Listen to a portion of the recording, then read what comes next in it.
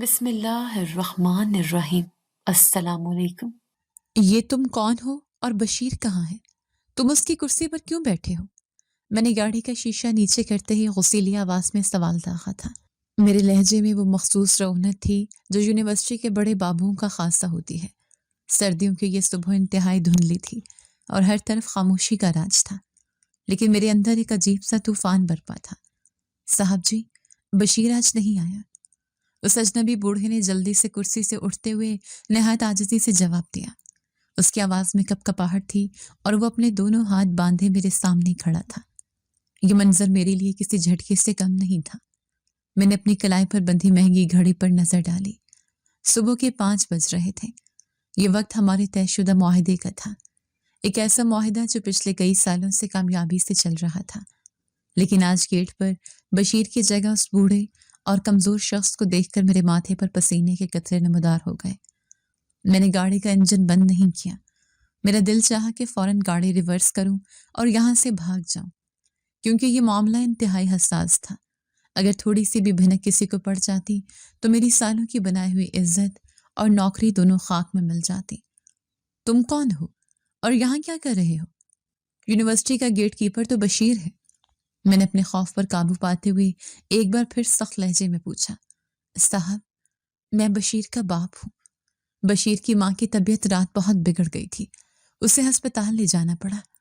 وہ ڈیوٹی پر نہیں آ سکتا تھا، اس لیے اس نے مجھے بھیج دیا کہ صاحب ناراض ہوں گے، گیٹ خالی نہیں رہنا چاہیے۔ بوڑھے نے کانپتی ہوئی آواز میں وضاحت دی۔ اس کے چہرے پر پریشانی اور بے بسی کے آثار نمایاں تھے۔ اس کی بات سن کر میری سانس میں سانس آئی۔ تو یہ بشیر کا باپ ہے؟ میں نے گہری سانس لی اور ٹائی کی نوٹ ڈھیلی کی۔ بشیر نے مجھے بتایا تھا کہ اس کی ماں بیمار رہتی ہے، لیکن آج کے دن ایسا ہونا میرے لیے کسی مصیبت سے کم نہیں تھا۔ کیا بشیر نے تمہیں میرے بارے میں کچھ بتایا ہے؟ میں نے محتاط انداز میں سوال کیا۔ میں جاننا چاہتا تھا کہ یہ بوڑھا صرف ڈیوٹی دینے آیا ہے یا اسے اس خاص کام کا بھی علم ہے جس کے لیے میں اتنی صبح اپنی نیند خراب کر کے یہاں پہنچا ہوں۔ جی صاحب، بشیر نے بتایا تھا کہ فواد صاحب آئیں گے، بڑے افسر ہیں۔ بوڑھے نے میری طرف دیکھتے ہوئے کہا اور پھر ادھر ادھر نظر دوڑائی جیسے کسی بات کا یقین کر رہا ہو۔ صرف یہی بتایا تھا یا کچھ اور بھی؟ میں نے بے صبری سے اسٹیئرنگ پر ہاتھ مارا۔ وقت تیزی سے گزر رہا تھا اور سورج نکلنے میں زیادہ دیر نہیں تھی۔ اگر کوئی اور اسٹاف ممبر یا ارلی مارننگ شفٹ کا طالب علم آ جاتا تو مصیبت کھڑی ہو سکتی تھی۔ صاحب، وہ ایک امانت بھی دی تھی، کہا تھا کہ فواد صاحب آئیں تو انہیں دے دینا۔ بوڑھے نے اپنی جیب ٹٹولتے ہوئے کہا۔ یہ سنتے ہی میری آنکھوں میں جیسے چمک آ گئی۔ مطلب کام ہو جائے گا۔ بشیر سمجھدار تھا، اس نے اپنے باپ کو تیار کر کے بھیجا تھا۔ جلدی نکالو، میرے پاس فضول وقت نہیں ہے تمہاری داستانیں سننے کا۔ میں نے حکم صادر کیا۔ لالچ اور خوف کی ملی جلی کیفیت نے مجھے گھیرا ہوا تھا۔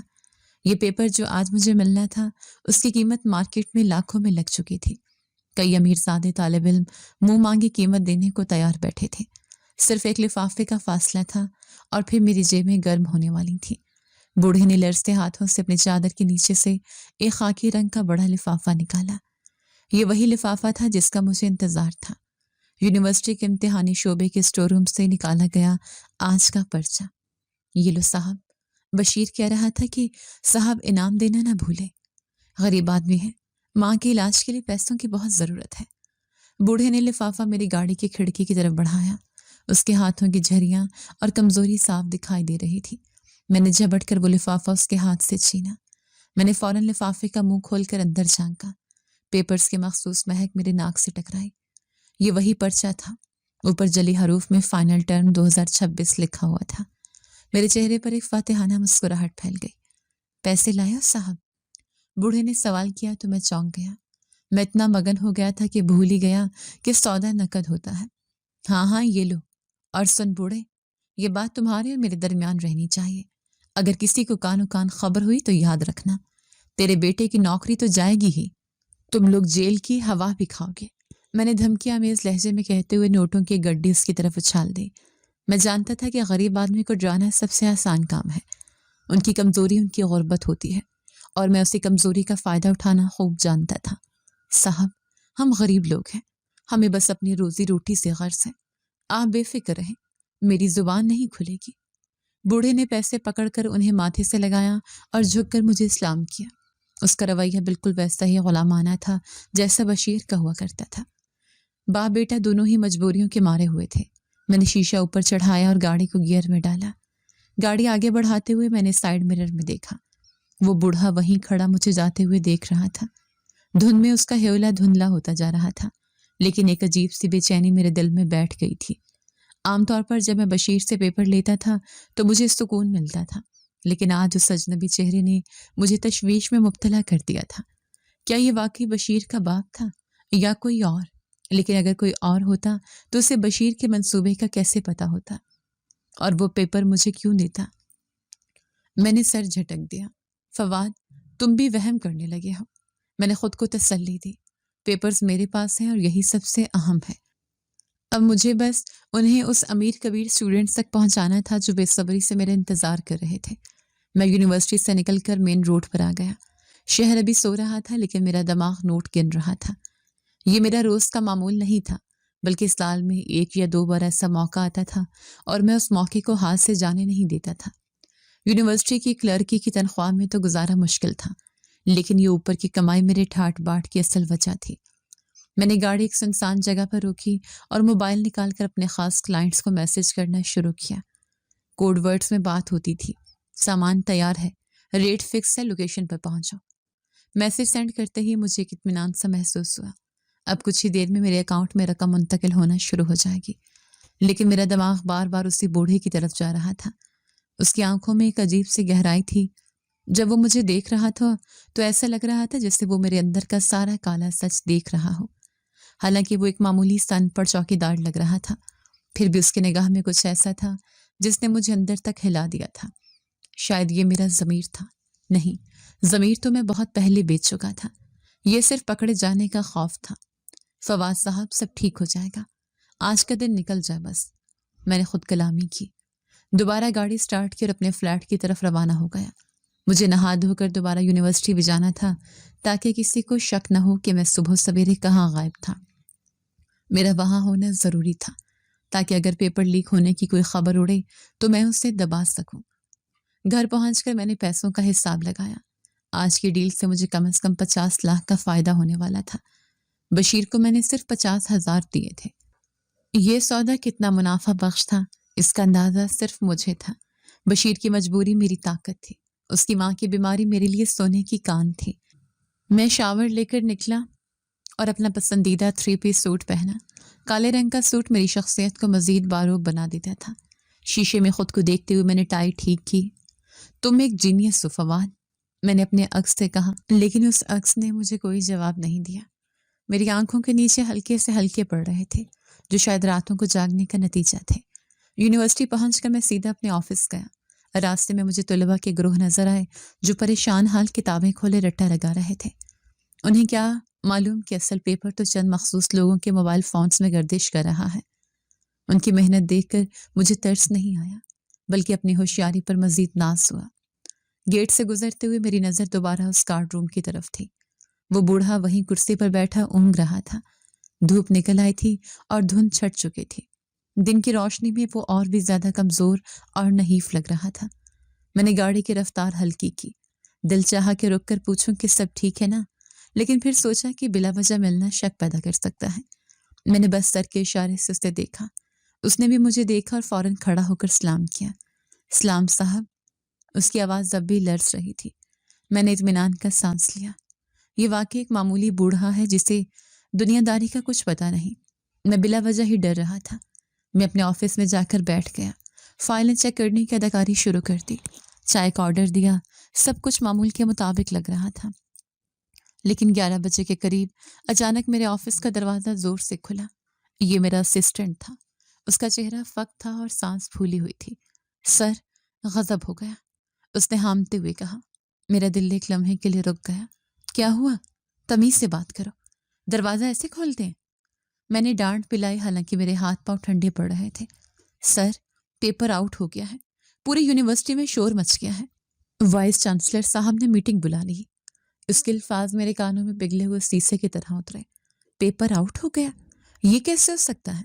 मैंने तो सिर्फ 3 लोगों को दिया था اور انہیں سخت تاکید کی تھی کہ یہ آگے فارورڈ نہ ہو۔ کس نے کہا پیپر آؤٹ ہوا ہے؟ یہ صرف افواہ ہوگی۔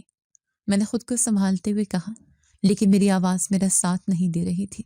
نہیں سر، کسی نے سوشل میڈیا پر پورا پیپر اپلوڈ کر دیا ہے۔ وائس چانسلر کے پاس ثبوت پہنچ چکے ہیں۔ انہوں نے حکم دیا ہے کہ امتحان کینسل کر دیا جائے اور ابھی اسی وقت انکوائری شروع کی جائے۔ میں اپنی کرسی پر ڈھہر سا گیا۔ Social media? یہ کس بے وقوف نے کیا؟ میرا دماغ تیزی سے کام کرنے لگا۔ اگر انکوائری ہوئی تو بات کہاں تک جائے گی؟ سب سے پہلے شک کس پر جائے گا؟ اسٹور روم کی چابی کس کے پاس ہوتی ہے؟ چوکیدار کے پاس؟ بشیر کے پاس؟ میرا دماغ فوراً بشیر کی طرف گیا، لیکن بشیر تو ہے ہی نہیں، اس کا باپ ہے، وہ بوڑھا۔ مجھے فوراً اس بوڑھے کے پاس جانا ہوگا۔ اس سے پہلے کہ انکوائری ٹیم اس تک پہنچے، مجھے اسے سمجھانا ہوگا کہ زبان بند رکھنی ہے۔ اگر اس نے میرا نام لے لیا تو میں کہیں کا نہیں رہوں گا۔ ٹھیک ہے، تم جاؤ، میں دیکھتا ہوں۔ میں نے اسسٹنٹ کو باہر نکالا، خود بھی فوراً آفس سے نکل گیا۔ میرا رخ سیدھا مین گیٹ کی طرف تھا۔ میری چال میں تیزی تھی اور ماتھے پر پسینہ۔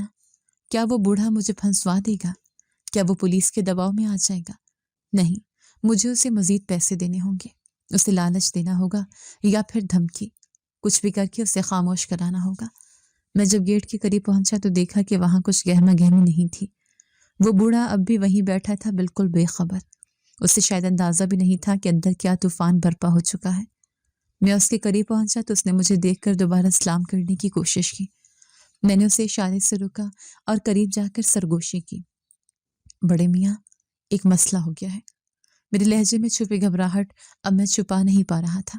بوڑھے نے معصومیت سے میری طرف دیکھا۔ خیریت صاحب، کیا ہوا؟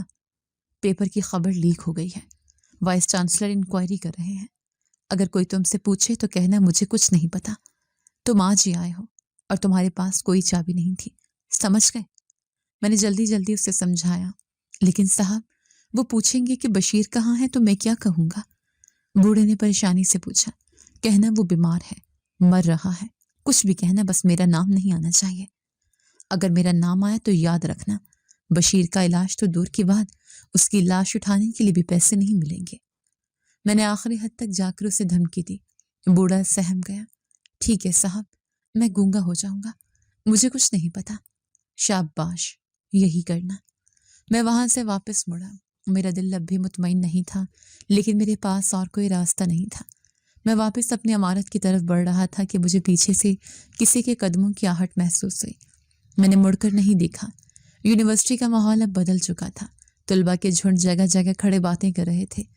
انتظامیہ کے لوگ بھاگتے ہوئے نظر آ رہے تھے۔ ہر طرف ایک ہی شور تھا، پیپر لیک، پیپر لیک۔ میں اپنے آفس پہنچا تو وہاں وائس چانسلر کا پی اے میرا انتظار کر رہا تھا۔ فواد صاحب، وی سی صاحب نے آپ کو فوراً بلایا ہے۔ باس کا لہجہ اسپاٹ تھا۔ میرے حلق میں کانٹے چبھنے لگے۔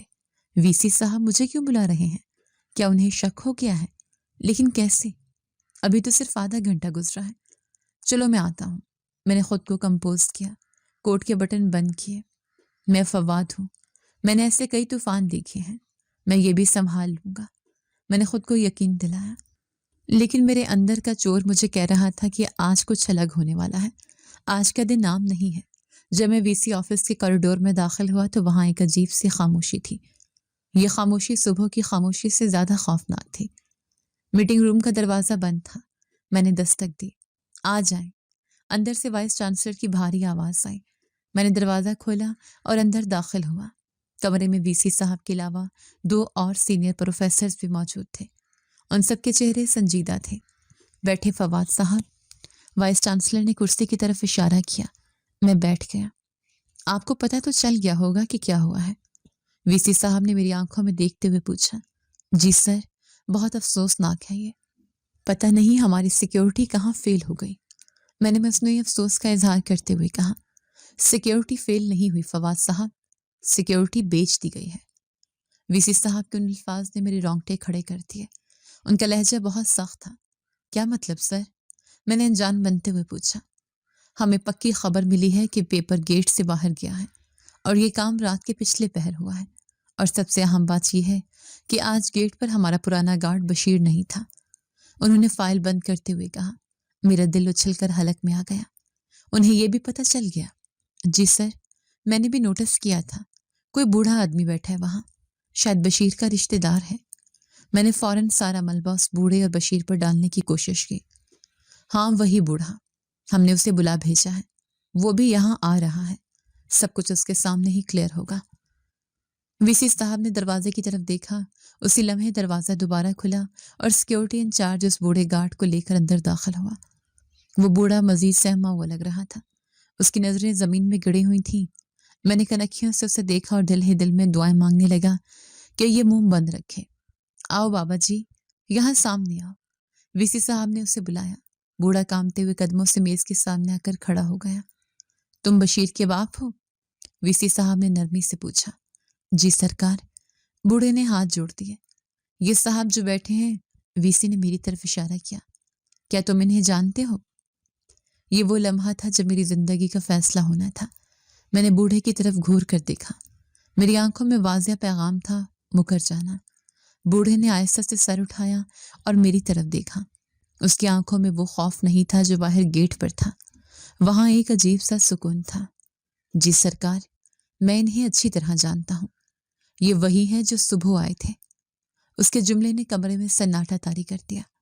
मेरी कुर्सी जैसे कांटों की बन गई थी। क्या करने आए थे? वीसी साहब ने अगला सवाल किया। लिफाफा लेने सरकार, बशीर ने जो रखा था उनके लिए। बूढ़े के सच ने मेरे पैरों तले से जमीन खींच ली थी। ये क्या कर रहा है? ये क्यों खुदकुशी कर रहा है और मुझे भी साथ ले जा रहा है? ये झूठ बक रहा है सर, मैं तो बस इसे देखने रुका था क्योंकि ये नया था। ये पागल है, इसे कुछ नहीं पता। मैं अपनी सीट से उठ खड़ा हुआ और चीख कर बोला। मेरा चेहरा गुस्से और खौफ से सुर्ख हो रहा था। बैठ जाएं फवाद साहब। वीसी साहब ने मेज पर हाथ मारा। उनकी आवाज में ऐसी कड़क थी कि मैं फौरन बैठ गया। बाबा जी, आपके पास कोई सबूत है? वीसी साहब ने बूढ़े से पूछा। बूढ़े ने अपनी जेब में हाथ डाला। मेरा सांस रुक गया। क्या निकालने वाला ये? उसने वही नोटों की गड्डी मेज पर रख दी जो मैंने उसे सुबह दी थी। ये पैसे सरकार, इस पर इन साहब की उंगलियों के निशान होंगे और शायद बैंक की पट्टी भी लगी हो।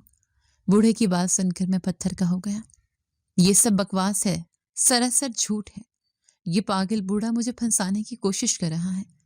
मैं इस शख्स को नहीं जानता और न ही मेरा इससे कोई ताल्लुक है। मैं पूरी ताकत से चीखा था। मेरी आवाज कॉन्फ्रेंस रूम की दीवारों से टकरा कर गूंजी। मेरे माथे पर पसीने की बूंदें थी, लेकिन मैं जानता था कि अगर उस वक्त मैं कमजोर पड़ा तो बाजी उलट जाएगी। ये मेरी बका की जंग थी और मैं हारने वालों में से नहीं था। फवाद साहब, अपनी आवाज नीची रखें।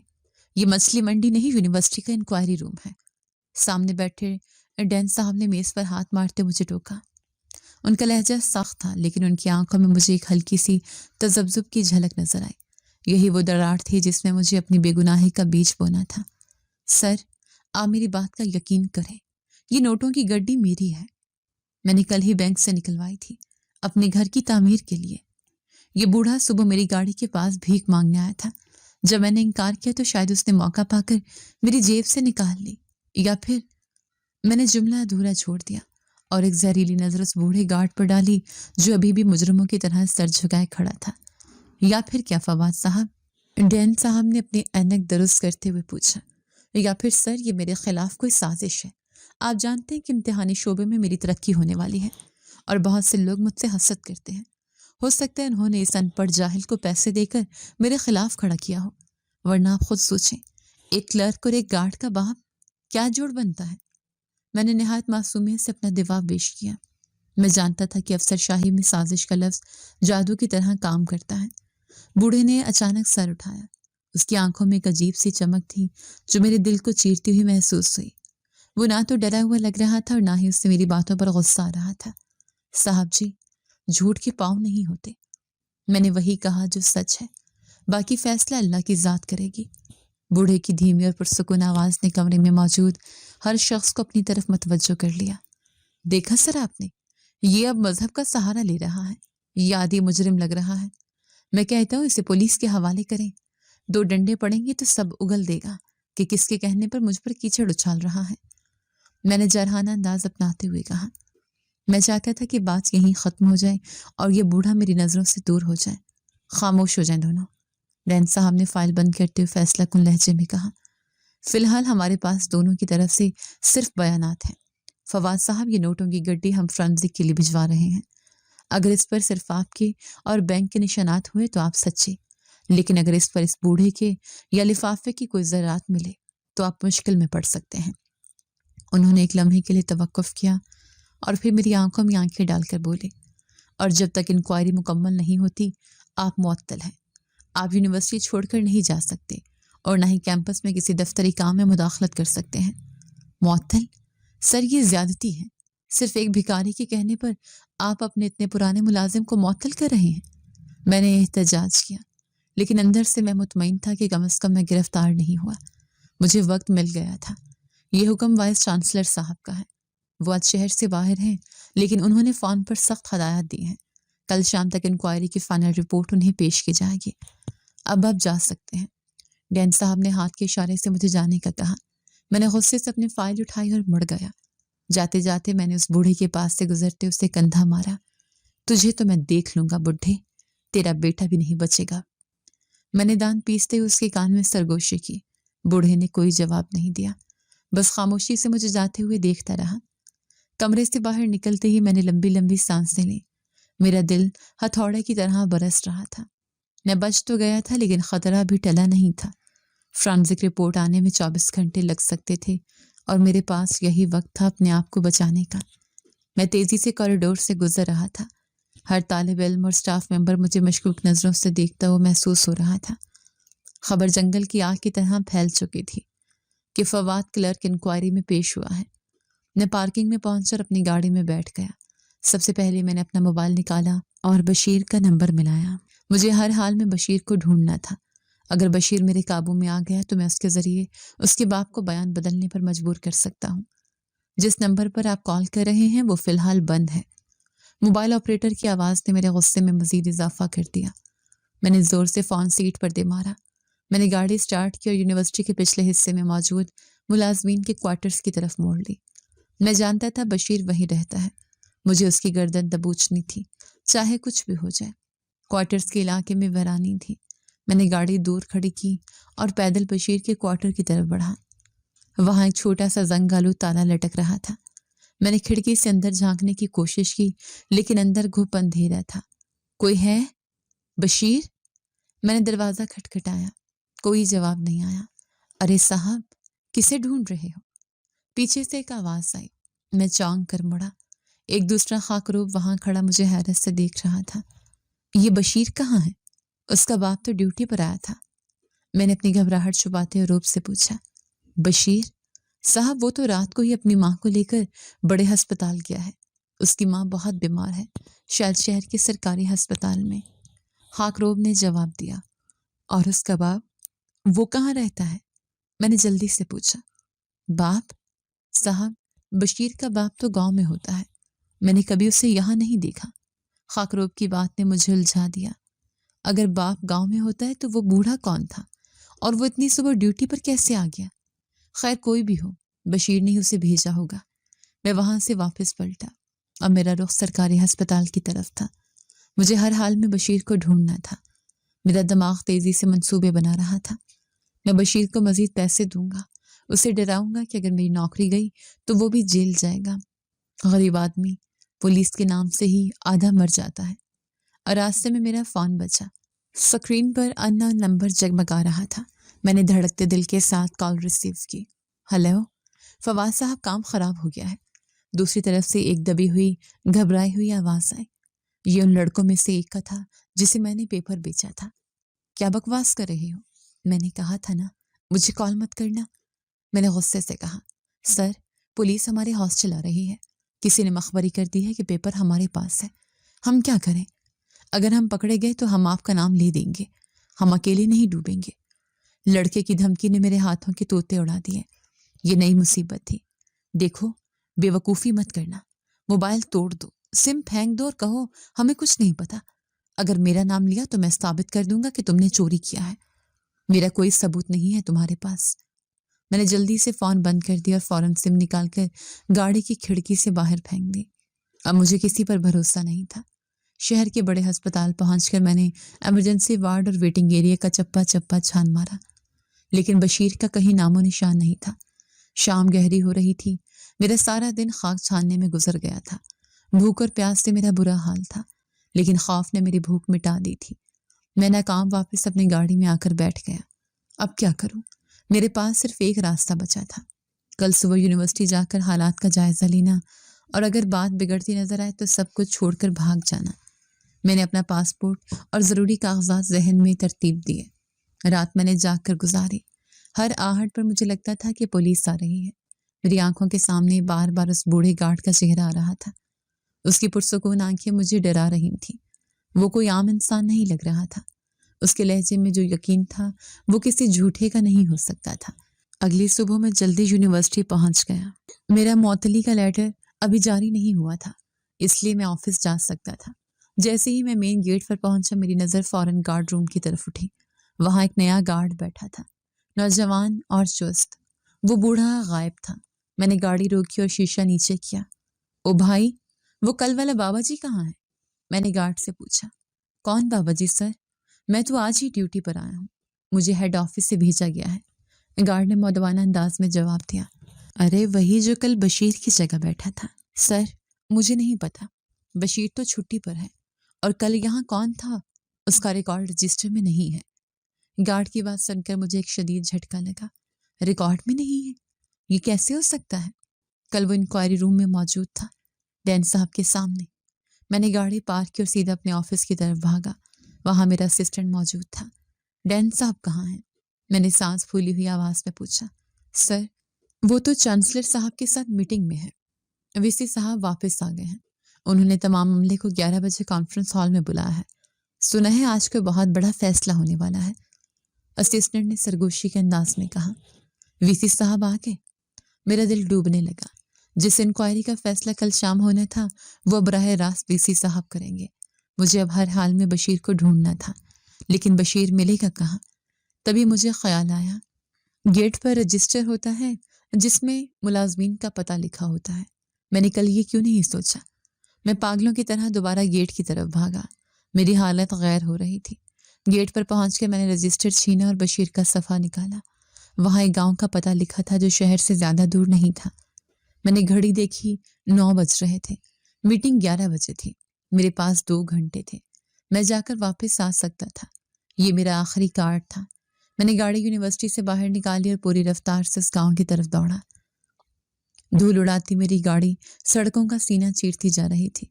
میرا ذہن صرف ایک ہی نقطے پر مرکوز تھا، بشیر کو لانا ہے اور اس بوڑھے کو جھوٹا ثابت کرنا ہے۔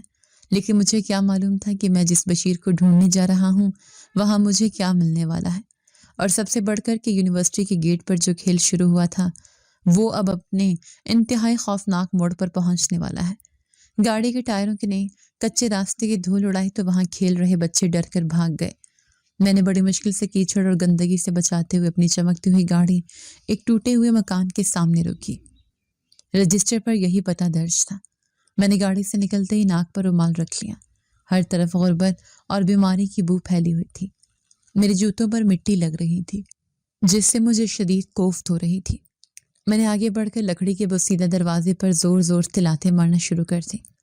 بشیر باہر نکلو، میں نے چیخ کر آواز دی۔ اندر سے کھانسنے کی آوازیں آ رہی تھیں۔ چند لمحوں بعد دروازہ کھلا اور بشیر باہر نکلا۔ اس کی حالت دیکھ کر میں ایک پل کے لیے ٹھٹک گیا۔ اس کی آنکھیں سوجی ہوئی تھیں، کپڑے میلے تھے اور وہ شدید پریشان لگ رہا تھا۔ صاحب جی آپ یہاں؟ بشیر نے حیرت اور خوف کے ملے جلے تاثر کے ساتھ پوچھا۔ ہاں میں یہاں تمہاری عیاشی ختم کرنے آیا ہوں۔ تمہیں پتہ ہے یونیورسٹی میں کیا طوفان کھڑا ہو گیا ہے اور تم یہاں چھٹیاں منا رہے ہو؟ میں نے اس کا گریبان پکڑتے ہوئے کہا۔ میرا غصہ 7ویں آسمان پر تھا۔ صاحب میری ماں مر رہی ہے، ڈاکٹر نے جواب دے دیا ہے، میں اسے گھر لے آیا ہوں تاکہ آخری وقت سکون سے گزر سکے۔ بشیر نے روتے ہوئے ہاتھ جوڑ دیے۔ اس کی آنکھوں سے آنسو بہہ کر اس کی میلی قمیص پر گر رہے تھے۔ تو کیا میں تمہاری ماں کے سوگ میں اپنی نوکری گنوا دوں؟ میں نے بے حسی کے انتہا کرتے اسے جھٹکا دیا۔ جلدی سے تیار ہو جاؤ اور میرے ساتھ چلو۔ یونیورسٹی میں انکوائری بیٹھی ہے اور تمہارا وہاں ہونا زندگی اور موت کا مسئلہ ہے۔ لیکن صاحب ماں کو کس کے سہارے چھوڑوں؟ کوئی نہیں ہے پیچھے۔ بشیر نے گڑگڑاتے ہوئے میری ٹانگیں پکڑ لیں۔ مجھے اس کی اس حرکت پر شدید گھن آئی۔ میں نے پیچھے ہٹتے ہوئے اسے ٹھوکر ماری۔ اگر تم ابھی میرے ساتھ نہیں گئے تو میں وعدہ کرتا ہوں کہ تمہاری ماں کا علاج تو دور کی بات، تم انہیں کفن بھی نہیں دے سکو گے۔ جیل جاؤ گے تم اور وہاں سڑ کر مر جاؤ گے۔ میری دھمکی کام کر گئی۔ بشیر نے خوفزدہ نظروں سے میری طرف دیکھا۔ اس کے پاس کوئی راستہ نہیں تھا۔ غریب کے پاس جذبات کی عیاشی کا وقت نہیں ہوتا، اسے پیٹ اور خوف کے فیصلوں پر چلنا پڑتا ہے۔ میں گاڑی میں ہوں، 2 منٹ میں آؤ، میں نے حکم دیا اور مڑ کر گاڑی میں بیٹھ گیا۔ چند منٹ بعد بشیر باہر آیا۔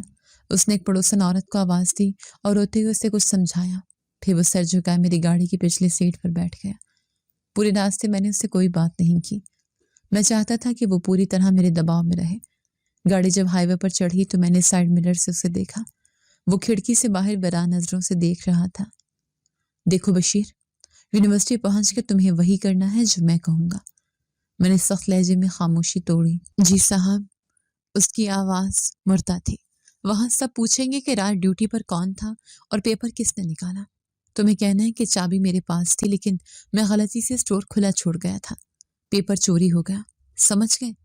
میں نے اسے کہانی سمجھائی۔ میں سارا الزام اس کی لاپرواہی پر ڈالنا چاہتا تھا۔ لاپرواہی کی سزا نوکری سے برطرفی تھی، لیکن چوری اور رشوت کی سزا جیل تھی۔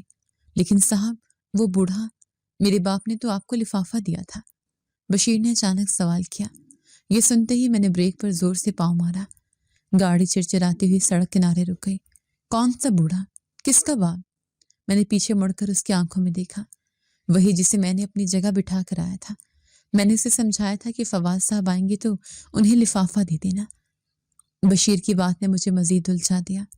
تم تو کہہ رہے تھے تمہاری ماں مر رہی ہے، تمہیں ہوش بھی تھا کہ تم نے کسے بٹھایا ہے؟ وہ بوڑھا تو وہاں تماشا لگا کر بیٹھا ہے، اس نے انکوائری میں میرے خلاف بیان دیا ہے۔ میں نے دانت پیستے ہوئے کہا، کیا میرے باپ نے آپ کے خلاف بیان دیا؟ یہ نہیں ہو سکتا صاحب، وہ تو بہت سیدھا آدمی ہے۔ بشیر نے حیرت سے کہا، سیدھا نہیں، بہت چالاک ہے۔ اس نے نوٹوں کی گڈی واپس وائس چانسلر کے سامنے رکھ دی ہے۔ اب اگر تم نے اپنی اور میری جان بچانی ہے تو تمہیں ثابت کرنا ہوگا کہ وہ بوڑھا جھوٹا ہے یا پھر تم اسے جانتے ہی نہیں ہو۔ میں نے گاڑی دوبارہ سے سٹارٹ کی۔ وقت بہت کم تھا، 11 بجنے والے تھے اور میٹنگ شروع ہونے والی تھی۔ میرا دل تیزی سے دھڑک رہا تھا۔ اگر بشیر نے وہاں جا کر ذرا سی بھی غلطی کی تو میرا کھیل ختم۔ یونیورسٹی کے قریب پہنچ کر میں نے گاڑی پچھلی گیٹ پر روکی۔ تم یہاں سے اندر جاؤ اور فوراً وردی پہنو، کسی سے بات نہیں کرنی، سیدھا مین گیٹ پر اپنی کرسی پر جا کر بیٹھ جاؤ، میں گاڑی پارک کر کے آتا ہوں۔ میں نے اسے ہدایت دی۔ بشیر نے خاموشی سے سر ہلایا اور گاڑی سے اتر گیا۔ میں نے اسے جاتے ہوئے دیکھا، اس کی چال میں ایک عجیب سی تھکن تھی۔ میں نے گاڑی پارکنگ میں کھڑی کی، اپنے کوٹ کو ٹھیک کیا اور بالوں پر ہاتھ پھیرا۔ شیشے میں اپنا چہرہ دیکھا۔ خوف اور پریشانی نے میرے چہرے کی رونق کو چھین لیا تھا، لیکن مجھے پرسکون نظر آنا تھا۔ میں تیز قدموں سے مین گیٹ کی طرف بڑھا۔ میں ایڈمن بلاک سے ہوتا ہوا مین گیٹ کی راہداری میں داخل ہوا۔ دور سے مجھے گیٹ نظر آنے لگا، وہاں کرسی پر کوئی بیٹھا تھا۔ میرا دل زور سے دھڑکا۔ کیا وہ بوڑھا اب بھی وہیں ہے؟ میں تقریباً بھاگتے ہوئے وہاں پہنچا۔ میرا سانس پھول رہا تھا۔ جیسے جیسے میں قریب گیا منظر صاف ہوتا گیا۔ کرسی پر وہ بوڑھا نہیں تھا، وہاں بشیر بیٹھا تھا۔ اس نے وردی پہن لی تھی اور وہ سر جھکائے دونوں ہاتھوں میں سر تھامے بیٹھا تھا۔ اسے دیکھ کر مجھے ایک لمحے کے لیے اطمینان ہوا کہ چلو وہ منحوس بوڑھا تو گیا، اب میں بشیر کو اچھی طرح سمجھا سکتا ہوں کہ اندر جا کر کیا بکواس کرنی ہے۔ لیکن بشیر کے بیٹھنے کا انداز بتا رہا تھا کہ وہ کسی گہرے صدمے میں ہے۔ میں نے اپنی قدموں کی رفتار کم کی۔ میں نے سوچا تھا کہ میں اس پر چلاؤں گا، لیکن اس وقت مجھے اس کی ضرورت تھی۔ مجھے اسے اپنے اعتماد میں لینا تھا۔ میں اس کے بالکل سر پر جا پہنچا۔ بشیر، میں نے اسے پکارا۔ اس نے دھیرے سے سر اٹھایا، اس کی آنکھیں بالکل سرخ تھیں۔ شکر ہے تم وقت پر بیٹھ گئے۔ وہ بوڑھا کہاں گیا؟ میں نے ادھر ادھر دیکھتے ہوئے پوچھا۔ مجھے ڈر تھا کہ کہیں وہ آس پاس ہی نہ چھپا ہو۔ بشیر نے خالی خالی نظروں سے میری طرف دیکھا۔ میں نے اسے بھیج دیا صاحب۔ بھیج دیا؟ کہاں بھیج دیا؟ اسے یہاں ہونا چاہیے تھا۔ میں نے اسے وہ پیسے واپس لینے تھے اور اسے سبق سکھانا تھا۔ میں نے غصے سے کہا، صاحب چھوڑیں اسے، آپ بتائیں اب کیا کرنا ہے؟ بشیر کی آواز میں ایک عجیب سی اجنبیت تھی۔ کرنا کیا ہے؟ وائس چانسلر نے میٹنگ بلا رکھی ہے، اندر سب جمع ہو رہے ہیں، تمہیں میرے ساتھ چلنا ہے اور وہاں سب کے سامنے کہنا ہے کہ وہ بوڑھا پاگل تھا اور اس کا تم سے کوئی تعلق نہیں ہے۔ میں نے اسے بازو سے پکڑ کر کھڑا کرنے کی کوشش کی، لیکن صاحب سچ تو سچ ہوتا ہے۔ بشیر نے اپنا بازو چھڑایا نہیں، بس وہیں جم کر کھڑا رہا۔ سچ؟ تمہارا سچ ہم دونوں کو لے ڈوبے گا۔ تمہیں اپنی ماں کا علاج کروانا ہے یا نہیں؟ تمہیں وہ پیسے چاہیے یا نہیں؟ میں نے اپنا آخری ہتھیار اور سب سے کارگر ہتھیار استعمال کیا، پیسوں کا لالچ۔ بشیر نے میری آنکھوں میں دیکھا، اس بار اس کی نظریں جھکی نہیں تھی۔ پیسے تو چاہیے صاحب، لیکن ضمیر کا بوجھ بہت بھاری ہوتا ہے۔ ضمیر؟ میں نے طنزیہ ہنسی۔ جب پیپر چوری کر کے مجھے دے رہے تھے تب ضمیر کہاں تھا؟ اب فلسفی مت بنو، میرے پاس وقت نہیں ہے۔ وہ بوڑھا جو تمہارا باپ بن کر یہاں بیٹھا تھا، اس نے میرا جینا حرام کر دیا ہے۔ میں بس اتنا چاہتا ہوں کہ تم اندر چل کر کہو کہ تم اس سے نہیں جانتے، بس اتنا سا کام ہے۔ میں نے بے صبری سے کہا۔ میرا دل چاہ رہا تھا کہ میں اسے گھسیٹ کر اندر لے جاؤں۔ مجھے ڈر تھا کہ کہیں وی سی صاحب خود یہاں نہ آ جائے۔ فواد صاحب، بشیر نے پہلی بار میرا نام لے کر پکارا۔ میں اندر چلتا ہوں، جو آپ کہیں گے وہی کروں گا، لیکن یاد رکھنا صاحب، اوپر والی ذات سب دیکھ رہی ہے۔ ہاں وہ سب دیکھ لے گی، بس تم اپنی زبان قابو میں رکھنا۔ میں نے اطمینان کا سانس لیا۔ چلو یہ راضی تو ہوا، اب مجھے بس اسے میٹنگ روم تک لے جانا تھا اور پھر اپنی شاطرانہ چالوں سے اس سارے معاملے کو غلط فہمی ثابت کرنا تھا۔ چلو اٹھو، میں نے اسے اشارہ کیا۔ وہ اٹھ کھڑا ہوا۔ ہم دونوں ایڈمن بلاک کی طرف بڑھنے لگے، لیکن جیسے ہی ہم چند قدم چلے میرا موبائل بجا۔ یہ میرے اسسٹنٹ کا میسج تھا۔ سر جلدی آئیں، وی سی صاحب بہت غصے میں ہیں۔ وہ پوچھ رہے ہیں کہ آپ گیٹ پر کیا کر رہے ہیں۔ میں نے گھبرا کر موبائل جیب میں ڈالا۔ تیز چلو بشیر۔ ہم دونوں کوریڈور میں داخل ہوئے۔ وہاں پن ڈراپ سائلنس تھا۔ میرے جوتوں کی ٹک ٹک گونج رہی تھی۔ مجھے محسوس ہو رہا تھا کہ میں کسی عدالت کے کٹہرے کی طرف بڑھ رہا ہوں، لیکن مجھے کیا خبر تھی کہ اصل عدالت تو لگ چکی ہے اور فیصلہ بھی ہو چکا ہے۔ میں اپنی چالاکیوں کے الزام میں اندھا ہو چکا تھا۔ میں سمجھ رہا تھا کہ میں کھلاڑی ہوں، لیکن میں تو صرف ایک مہرا تھا جو پٹ چکا تھا۔ ہم میٹنگ روم کے دروازے پر پہنچ چکے تھے۔ میرا ہاتھ دروازے کے ہینڈل پر تھا، لیکن میرے دل میں ایک آخری خدشہ سر اٹھا رہا تھا۔ میں نے رک کر ایک بار پھر بشیر کی طرف دیکھا۔ اس کا چہرہ زرد تھا اور وہ لرز رہا تھا۔ مجھے اسے آخری وارننگ دینی تھی۔ دیکھو بشیر، اندر جا کر یہ مت کہنا کہ تم نے چابی دی تھی، بس اتنا کہنا کہ تمہارے باپ نے تم سے چابی مانگی تھی اور تم نے انکار کر دیا تھا، لیکن وہ زبردستی لے گیا۔ سارا ملبہ اس بوڑھے پر ڈال دو جو اب یہاں نہیں ہے۔ مردہ ہاتھی 1.25 لاکھ کا ہوتا ہے اور غائب آدمی تو اس سے بھی زیادہ قیمتی ہوتا ہے۔ میں نے سرگوشی میں اسے سمجھایا۔ بشیر نے میری طرف ایسے دیکھا جیسے میں کوئی دیوانہ ہوں۔ اس کی آنکھوں میں حیرت کا ایک سمندر امڈ آیا۔ صاحب، آپ بار بار میرے باپ کا نام کیوں لے رہے ہیں؟ اس نے دبی ہوئی آواز میں پوچھا۔ کیونکہ وہی کل تمہاری جگہ ڈیوٹی پر تھا، احمق انسان۔ اسی نے مجھے لفافہ دیا تھا۔ اب یہ ڈرامہ بند کرو اور میری بات گرہ سے باندھ لو۔ میں نے دانت پیستے ہوئے کہا۔ صاحب، میرا باپ تو اس دنیا میں ہے ہی نہیں، وہ تو 10 سال پہلے مر چکا ہے۔ بشیر کے ان الفاظ نے میرے دماغ میں ایک زوردار دھماکہ کیا۔ میں نے ہینڈل چھوڑ دیا اور پتھرائی ہوئی آنکھوں سے اس کی طرف دیکھا۔ وقت جیسے تھم گیا تھا۔ کیا بکواس کر رہے ہو؟ وہ کل صبح یہاں بیٹھا تھا۔ اس نے کہا وہ تمہارا باپ ہے۔ میرے حلق سے بمشکل آواز آئی۔ میرے جسم سے جان نکلتی ہوئی محسوس ہو رہی تھی۔ صاحب، میں قسم کھا کر کہتا ہوں میرا باپ مر چکا ہے۔ کل میں نے اپنی جگہ کسی کو نہیں بٹھایا تھا، میں تو جلدی میں گیٹ کھلا چھوڑ کر بھاگ گیا تھا۔ بشیر روحان سا ہو گیا۔ اگر وہ بشیر کا باپ نہیں تھا تو کون تھا؟ وہ شخص جسے میں نے یونیورسٹی کا خفیہ راز دیا، وہ کون تھا؟ میرے ماتھے پر ٹھنڈے پسینے کے قطرے نمودار ہو گئے۔ مجھے چکر آنے لگے۔ ایک انجانا خوف میرے رگوں پہ میں سرایت کر گیا۔ تو کیا میں نے کسی اجنبی کو پیپر دے دیا یا وہ کوئی جاسوس تھا؟ فواد، سنبھالو خود کو۔ میں نے خود کو ڈانٹا۔ اب پیچھے ہٹنے کا راستہ نہیں تھا۔ جو بھی تھا وہ اب یہاں نہیں ہے۔ میرے پاس اب بھی موقع ہے کہ میں سب کچھ بشیر کی لاپرواہی کے سر تھوپ دوں۔ کوئی ثبوت نہیں ہے کہ میں نے پیپر لیک کیا ہے۔ وہ بوڑھا گواہ نہیں بن سکتا کیونکہ وہ ہے ہی نہیں۔ چلو اندر۔ میں نے کانپتے ہاتھوں سے دروازہ کھولا۔ کانفرنس روم میں سناٹا تھا۔ بڑی بیضوی میز کے گرد تمام سینئر پروفیسرز، ڈین اور انتظامیہ کے لوگ بیٹھے تھے۔ ماحول میں ایک عجیب سی گھٹن تھی۔ سب کی نظریں دروازے پر مرکوز تھیں۔ میں نے کوشش کی کہ میرے چہرے پر اعتماد نظر آئے، لیکن میرے اندر ایک بھونچال آیا ہوا تھا۔ میں اور بشیر اندر داخل ہوئے۔ میں نے ایک نظر سب پر ڈالی۔ سب خاموش تھے۔ سب سے آخر میں میری نظر میز کے اس سرے پر گئی جہاں وائس چانسلر کی کرسی تھی۔ وہ کرسی ہماری طرف سے الٹی رکھی تھی، یعنی بیٹھنے والے کا رخ کھڑکی کی طرف تھا اور پشت ہماری طرف۔ السلام علیکم سر، میں نے اپنی آواز میں جان پیدا کرتے ہوئے سلام کیا۔ کرسی آہستہ سے گھومی۔ جیسے جیسے کرسی کا رخ ہماری طرف ہوا میری آنکھیں پھیلتی گئیں، میرا دل پسلیوں سے باہر آنے کو بےتاب ہو گیا۔ میرے ہاتھوں میں پکڑی ہوئی فائل چھوٹ کر زمین پر گری اور اس کی آواز اس خاموش کمرے میں گولی چلنے جیسے محسوس ہوئی۔ سامنے وائس چانسلر کی کرسی پر وہی بوڑھا بیٹھا تھا جو کل صبح گیٹ پر میلی چادر اوڑھے بیٹھا تھا۔ آج اس نے 3 پیس سوٹ پہنا ہوا تھا، لیکن چہرہ وہی تھا۔ وہ جھریاں، وہ آنکھیں، وہ مسکراہٹ، سب کچھ وہی تھا۔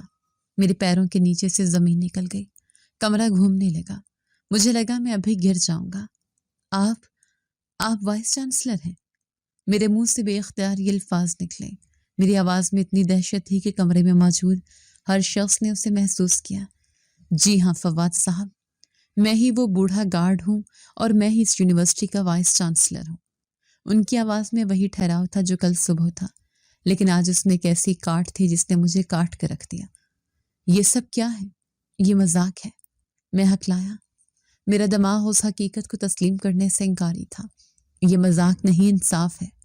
وائس چانسلر نے میز پر پڑا وہی لفافہ اٹھایا جو میں نے کل انہیں دیا تھا۔ فواد صاحب، مجھے شکایات مل رہی تھیں کہ ہر سال پیپر لیک ہوتا ہے اور اس میں اندر کا کوئی آدمی ملوث ہے۔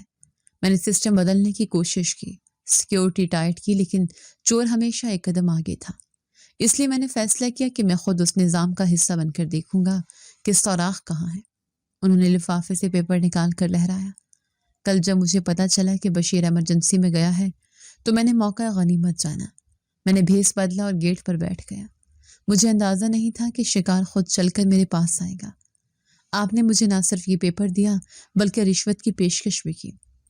یہ جھوٹ ہے سر، یہ سازش ہے، آپ غلط بیانی کر رہے ہیں، میں نے چیخ کر کہا۔ میں آخری سانس تک لڑنا چاہتا تھا۔ فواد صاحب، شور مچانے سے سچ نہیں بدلتا۔ انہوں نے ایک ریموٹ کا بٹن دبایا، دیوار پر لگی بڑی سکرین روشن ہو گئی۔ اس پر کل صبح کی CCTV فوٹیج چلنے لگی۔ یہ خفیہ کیمرے کی فوٹیج تھی جو شاید انہوں نے اپنی جیب میں یا کالر میں لگایا ہوا تھا۔ سکرین پر میں صاف نظر آ رہا تھا، میری آواز گونج رہی تھی۔ یہ لو، اور یاد رکھنا، منہ بند رکھنا۔ میں بوڑھے کو نوٹوں کی گڈی دے رہا تھا۔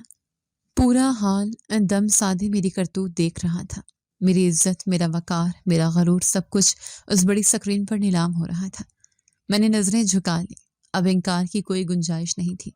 فواد کلرک، تم نے صرف پیپر لیک نہیں کیا، تم نے اس قوم کے مستقبل کا سودا کیا ہے۔ تم جیسے لوگوں کی وجہ سے قابلیت رل جاتی ہے اور نالائق لوگ آگے آ جاتے ہیں۔